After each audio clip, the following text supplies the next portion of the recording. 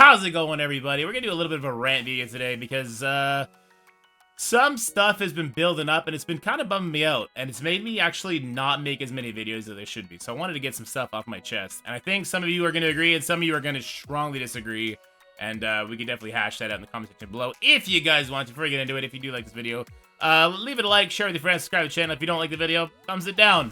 Like Sticky says, engagement is engagement. Let's go. Please don't thumbs it down. That hurts my feelings.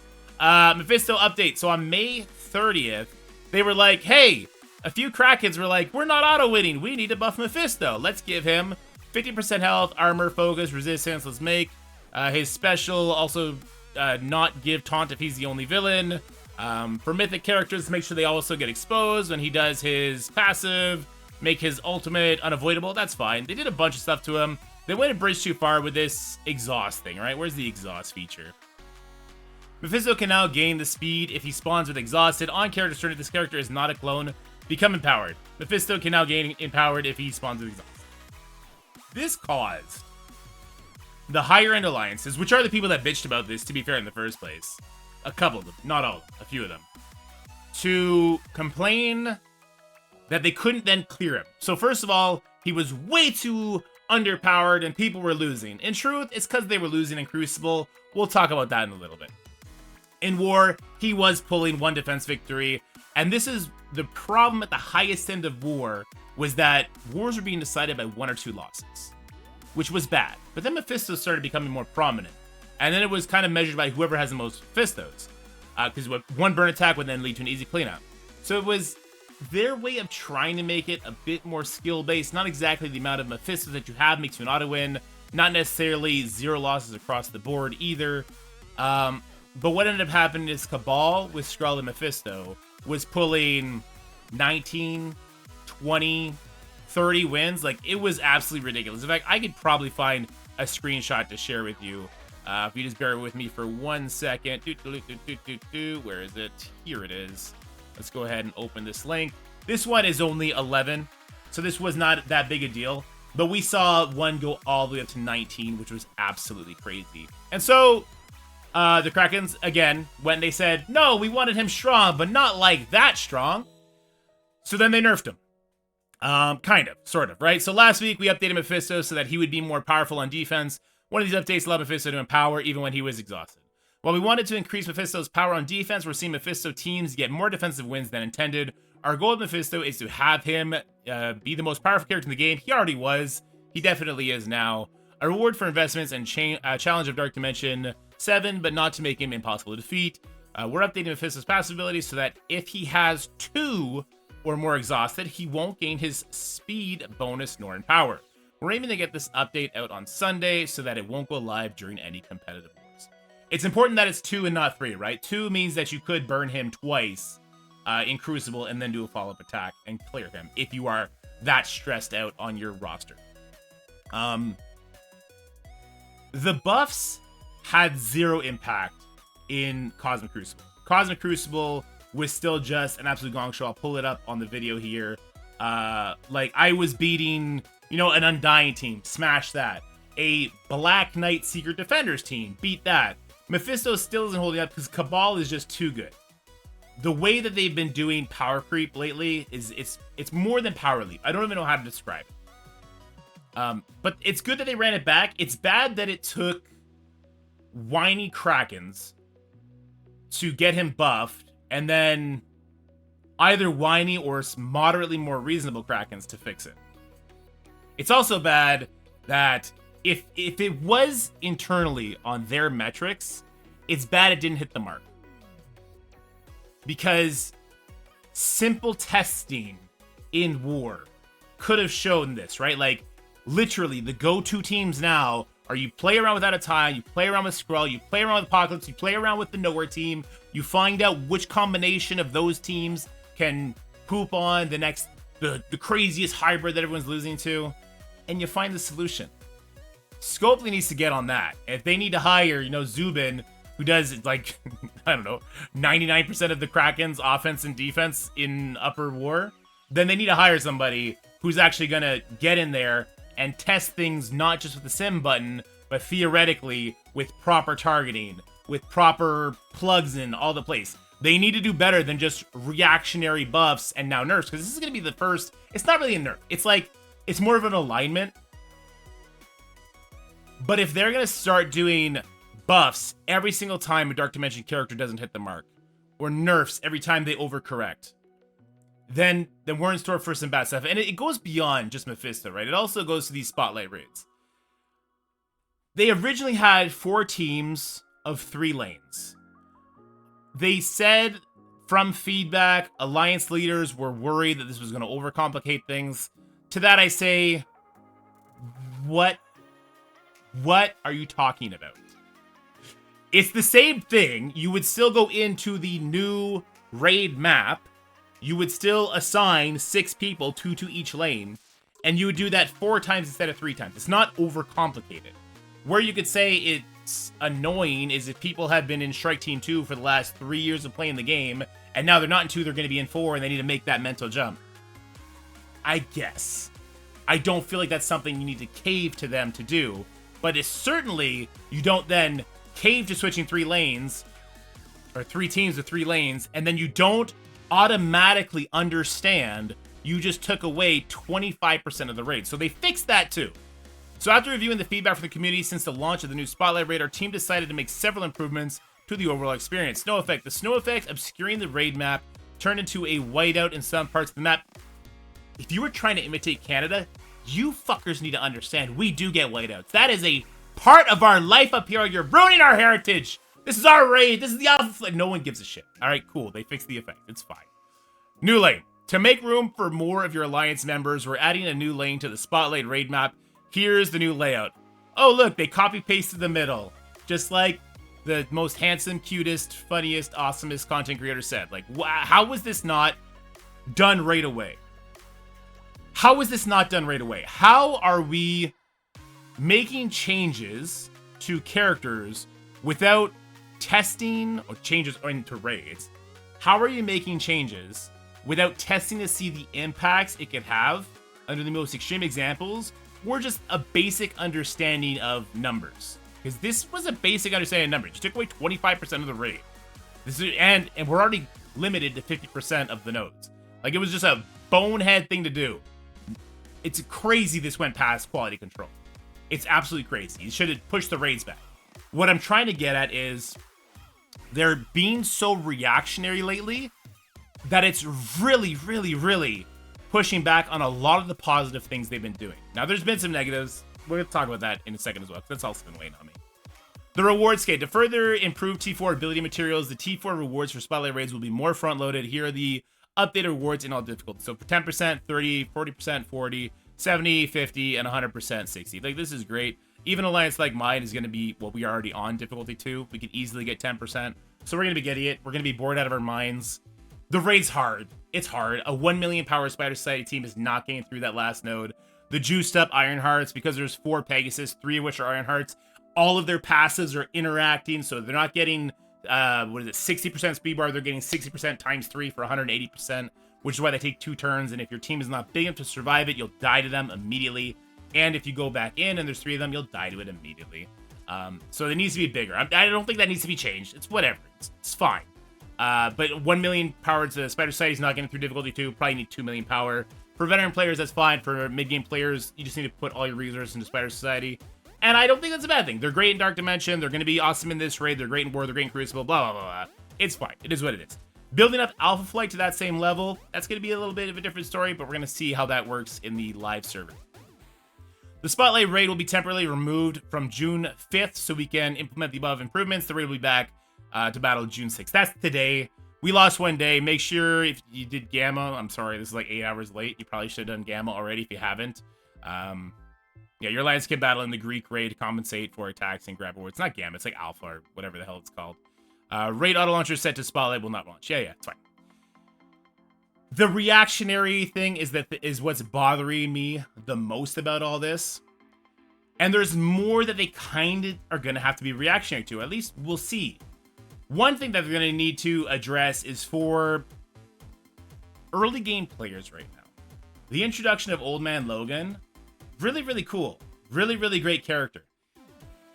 Breaks Arena. Anybody who like followed my guide for the new player stuff or followed Boylan's guide, whatever the case may be, there was a way to get Old Man Logan as a new player fairly easily. You needed like a 6 to 8 to 1 million powered extreme society, whatever the case may be, 2 teams, 3 teams, 4 teams. You just needed to go beat one node, and then you would unlock this character, which is great. But Old Man Logan is stupid. Old Man Logan is really stupid. In the arena, when you get to a certain point, like, so I was doing like a crazy punch up, not really the best kind of matchups. And then we get stuck in this infinite loop of just garbage death. Garbage death spear of death and garbage. And it's because Old Man Logan's kit is so ridiculously bonkers that he needs a nerf. he needs at least to be tuned better for the arena, but I strongly think like this guy might need a nerf. Like the Old Man Logan kit is dumb beyond recognition. I'm gonna put all his abilities on him here, and let's just talk about what Old Man Logan is just on his own, not even with his team. So chargeable characters cannot gain charge, the highest damage. That's fine. That's cool. On turn, clear all negative effects on this character. So if he doesn't have trauma, he's gonna clear ability block. We're gonna talk about stuns and turn meter in a second. He's gonna do a massive heal, which is what you saw in that footage. My guy was just full healing every single time. Ridiculous. When he's attacked, he'll fill speed bar by 20%. It was also, when it first happened, when anybody on his team was being attacked, he would also get 20%. Thank God I had to sacrifice myself on the altar of that goddamn Crucible tournament for them to figure that out, and then they were gonna add it? Thank God we pushed back on them hard enough that they didn't add it, because he's stupid already. When this character's health is above 50%, stun cannot be applied to this character and their speed bar cannot be reduced. He is better than Apocalypse already with that understanding. Already. He cannot be stunned or turn meter when he's above 50%. He has, what, the 4th highest health in the game? He's a character with the most ridiculous stats ever. Here we go. Let's open link in a new tab real quick. Let me go over here. Stats table. And let's just go by health. Where is he? Old Man Logan. He's 7th in the game with 4 million life. It's ridiculous. It's absolutely ridiculous that he cannot be stunned or turn meter rewind when he's above 50%. If it was just one of them, okay. Both of them, you're out of your goddamn mind. Both of them, plus he can't be ability block because he's going to clear that unless he has trauma. So basically Morgan the Fae or like an ability block plus somebody else that applies trauma after the fact. It's ridiculous. It's stupid. Controlling this character is nearly impossible except for like our most extreme modes, right? In Crucible, for sure, the Cabal team poops on him because Cabal's beating Mephisto. They better freaking beat Old Man Logan. But there's even, like, there's more than just the uncontrollability of his kit. First of all, he's getting bleeds in all modes. Whenever somebody has a bleed, he gets 30% speed. He's reducing their resistance. He's lowering the character's damage. I'm saying these things like it's not crazy that he lowers a character's damage by 30% when that enemy has bleed. It's crazy that I'm saying that like it's not a big deal. It's crazy that I'm saying that like it's not a big deal. 100% assist chance, which leads us into the goddamn bouncy ball momentum gyroscoper, whatever that thing is, infinite speed momentum. This is just ridiculous. So he doesn't assist. He will get 1 energy for his ultimate plus 20% speed bar every time, unless there's like an Echo or a Morgan the Fae stopping. Morgan the Fae is a decent counter to him, but you need so much more than Morgan the Fae to get it done. Which will lead him into his ultimate, which, by the way, in all modes puts trauma for 2 turns, plus defense down, plus disrupt on every single enemy. He is doing his ultimate every second, if not every 3rd turn, depending on how many times he's getting assist. He's applying ability block to the enemy with the highest damage. He generates special energy. Okay, let's check his special. All right, no big deal. Applying stun, turn 1, flipping all your positive effects. Chain it to 4 targets, but here's the thing. If he's got claws out, he's also going to put trauma on that target as well. So both of his abilities that he spams put trauma out. Flipping all positive effects. Okay. Gaining deathproof immunity and safeguard. Generate additional ultimate energy. Apply revive once to self and Dak and ally. Who cares about the Dak and ally, right? Also, he's gaining 1,000% extra focus. My point is this character's stupid. No, underdog. I'm not going to get over it because this character, he's in the game. He's not going to get nerfed. What they did to Mephisto wasn't a nerf. It was a correction to a buff. That's different. They're not going to nerf this character. But they need to be so fucking careful when they release characters like this. I'm not opposed to amazing characters coming and doing ridiculous shit as plug and play. I'm not opposed to like a Nightcrawler avoidant. I think those are, even Black Knight, those are very, very interesting characters that shift the dynamic when they're alone. So that helps people on the war side. It helps them make more interesting defenses. It helps them make more stuff like that. I'm not opposed to that. They put everything into this character and more, and it terrifies me as to what it means future down the road for other legendary characters. What is the war defense team that now has to beat Mercs for money? Because it sure as fuck ain't Alpha Flight. Alpha Flight's gonna get fucking demolished by this. Absolutely destroyed. What sort of power league, and this happened with Apocalypse, it happened with Skrull, it's gonna happen with Mephisto, now they have to do it also with Man Logan. What sort of power leap are we gonna see that makes future characters completely worthless?